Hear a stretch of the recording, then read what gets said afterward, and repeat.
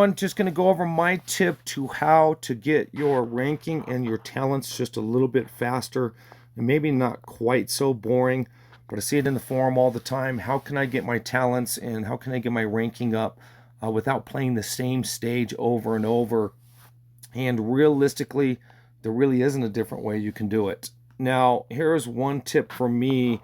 Doing your endless voyage does not give you quite as much experience points as you think. Now, the further you get, the more diamonds you get, the more stars, keys, different things like that. So always try to achieve a high level there. But realistically, you don't have to play that endless voyage over and over from 1 all the way up. I don't think it gives you as much experience points as fast as you would be able to maybe playing a level over.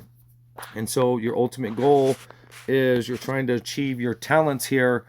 And one tip here is the commanders. Again, with Alice, I do play, so I have been able to get to level 61, and so I don't play my hardest levels over and over. And you'd think the higher the level, the more experience. And I kind of have this broke down just a tiny bit. It's not perfect math or anything, but with me, I like to go 45 through 55 over and over and over.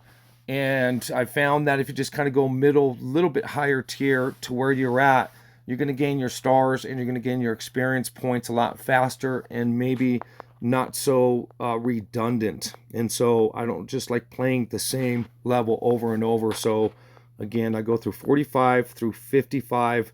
Now, with Alice, your stars can probably be at those levels around 23,000. And if you use Chris, his average between there can be 27,000 through 33,000. Now, as far as your experience points, just, rough math, it's about 4,600 experience points per level that you finish.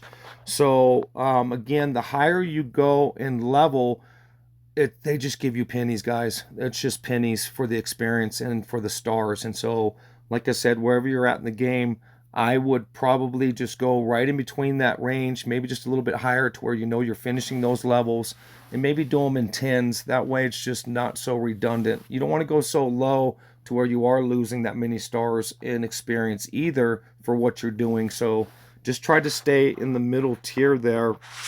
And then, of course, you can check your ranking in rankings. And again, if somebody has 100 level, that means they have sincerely been playing this game a lot, and obviously they love the game a lot. I love the game. Obviously, if you're watching the video and you're playing the game, you guys probably love it, but there is not a easy way of doing this or a faster way of doing this than just my tip to you on how to do this.